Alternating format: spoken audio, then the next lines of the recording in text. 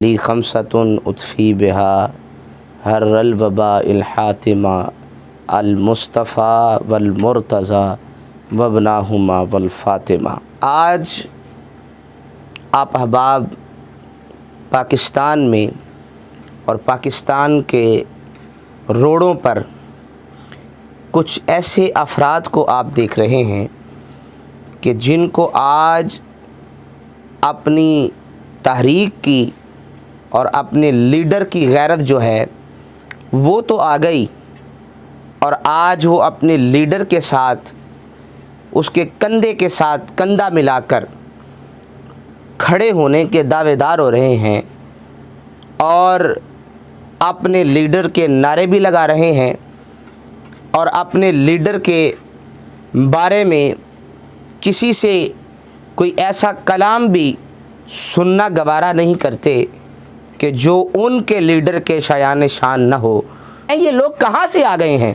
ये कौन लोग हैं कि जो पाकिस्तान को इस नहज पर लाकर उनके लीडर ने खड़ा कर दिया कि चारों तरफ गुर्बत की काली घटाओं ने अंधेरा डाला हुआ है। आज इन लोगों को अपने लीडर की गैरत तो याद आ गई, आज इन लोगों को अपने लीडर के साथ खड़ा होना तो याद आया, आज इन लोगों को ये याद आ गया कि हम भी मुहिब्बे वतन हैं। और मैं अलल-ऐलान तारिक फ़िक्र हुसैन की तरफ से इस पैगाम को रिकॉर्ड करवा रहा हूँ। कभी वो अली मोहम्मद ख़ान जो है वो असम्बली में खड़ा होकर बकवास करता है और जो कहता है कि वो जुमला है कि वो कहता है कि जनाब करबला में इमाम अली मुकाम को शिकस्त हुई, आले याद बिल्लाह ताला नकल कुफर कुफर नबाशद। जो आले मोहम्मद और हुजूर के अहले बैत के बारे में ये जुमला बोलना सोचे भी और ये गवारा करे कि इमाम अली मुकाम इमाम हुसैन को वक्ती शिकस्त हुई, वो बेगैरत हुसैनी होने का दावेदार हो ही नहीं सकता। और वो जो कहे कि चाहे जी वक्ती इमाम हुसैन को शिकस्त हुई, हम ये जुमला बोलना अपनी ज़ुबान से अदा करना हम ईमान की तौहीन समझते हैं।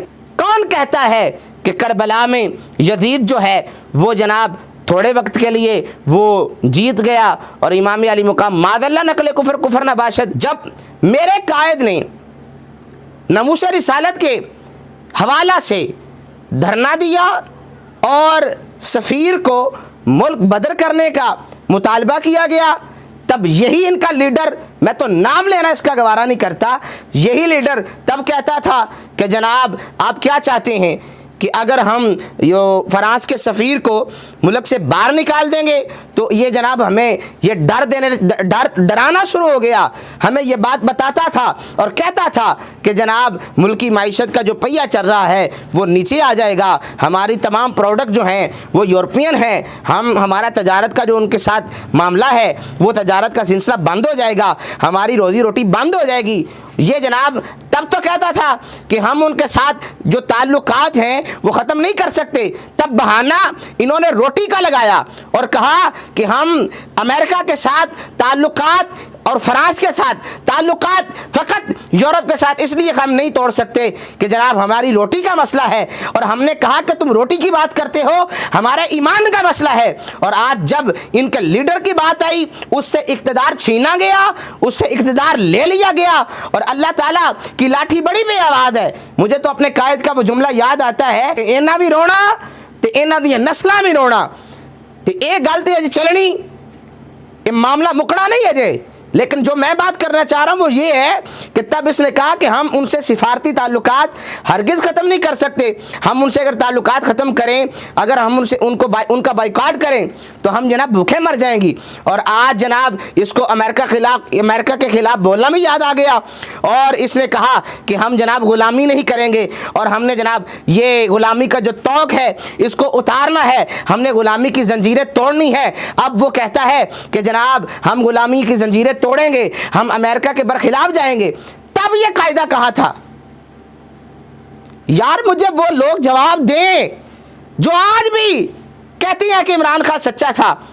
यार जवाब दें कि जब रसूलुल्लाह की इज़्ज़त की बात आई तब इसने कहा कि हम यूरोपियन ममालिक से ताल्लुकात नहीं ख़त्म कर सकते, हमारी रोटी का मसला है। और आज ये जब अपनी जात की बारी आई तो कहता है कि जनाब हम अमेरिका के ख़िलाफ़ बात करते हैं। यार ये कैसी बेगैरती है, ये कैसा दोगलापन है। हमारी आंखों पे शख्सियत परस्ती की ऐसी काली पट्टी बन चुकी है कि हमें नजर ही नहीं आता कि यार इसको रसूलुल्लाह के नाम पर गैरत नहीं आती, इसको ताजदार कायनात के नाम पर गैरत नहीं आती। गैरत आती है तो अपनी जात पर आती है। हमें तो बरेली के शाह ने कहा था कि करूं मदह अहले दुवल रजा, पड़े इस बला में मेरी बला, मैं गदा हूं अपने करीम का, मेरा दीन पारा ना नहीं। और जब हमने एहतजाज कर रिकॉर्ड करवाया तो तब इसने कहा कि मैं, इसका क्लिप मौजूद है, वो जुमला सुने ना आप, सुने ये जुमला, ये जो कह रहा है कि कहता था कि जनाब मैं अगर इनकी बात नहीं मानूंगा, मैं सफ़ीर को मुल्क बदर नहीं करूंगा, मैं इनके मुतालबात नहीं मानूंगा, तो क्या ये रोडों पर आ जाएंगे, क्या ये एहतजाज करेंगे। और आज जब अपनी ज़ात की और अपनी पार्टी को बचाने की बात आई है तो तब ये कहता है कि आप पर एहतजाज फ़र्ज़ है, आपका कौमी फरीदा है। तुम्हें कौमी फरीदा तो याद है, ईमानी फरीदा याद नहीं है। और मत को ये समझे कि हम नमूसे रिसालत के गद्दारों की हुकूमत आने पर खुश हैं, ना हम इन जैसों की हुकूमत आने पर खुश हैं, और बल्कि हम तो जिल्लत इंजॉय कर रहे हैं इन लोगों की। असल पाकिस्तान में जब भी इत्मीनान और सुकून की फ़िदा जो है वो कायम होगी तो फ़कत उसका एक ही रास्ता है, वो दर मुस्तफ़ा से होगी। दर मुस्तफ़ा से जो फिर गया, जो तेरे दर से यार फिरते हैं, बस दर बदर यूं ही खार फिरते हैं। और हुजूम नहीं बनना, हमने कौम बनना है, एक कौम। ये कौमी नज़रिया था। क्या पता हो इन लोगों को, आज ये ईवानों में बैठे हुए हैं, इन्हें क्या पता हो दो कौमी नज़रिया क्या था। कायद आज़म मोहम्मद अली जिन्ना ने जो दो कौमी नज़रिया दिया था वो क्या था, इन लोगों को पता ही नहीं है, किसी बात का पता नहीं है। बस दुआ ये है कि अल्लाह ताला हमें मोहब्बत रसूल की असल चाशनी अता फ़रमाए। इस वीडियो पैगाम को ज़्यादा से ज़्यादा शेयर करें, ज़्यादा से ज़्यादा शेयर करें। आपका एक शेयर हो सकता है किसी की ज़िंदगी बदल दे, हो सकता है किसी को दर रसूल पर झुका दे, हो सकता है कि कोई आज आपकी वजह से, आपके एक शेयर की वजह से कोई दर रसूल तक आ जाए, दर रसूल तक रसाई उसकी मुमकिन हो जाए। अल्लाह ताला मेरा और तमाम माँ बाप का हामी नासिर हो। तारीख़ फ़िक्र हुसैन, पाकिस्तान के तमाम अराकीन, तमाम कारकुनान और तमाम मोहब्बत फरमाने वाले पूरे पाकिस्तान से तमाम मुहिब्बान, तमाम मेरे आका के ग़ुलाम, अल्लाह ताला सब को सलामत रखे। अस्सलामु अलैकुम व रहमतुल्लाहि व बरकातहू।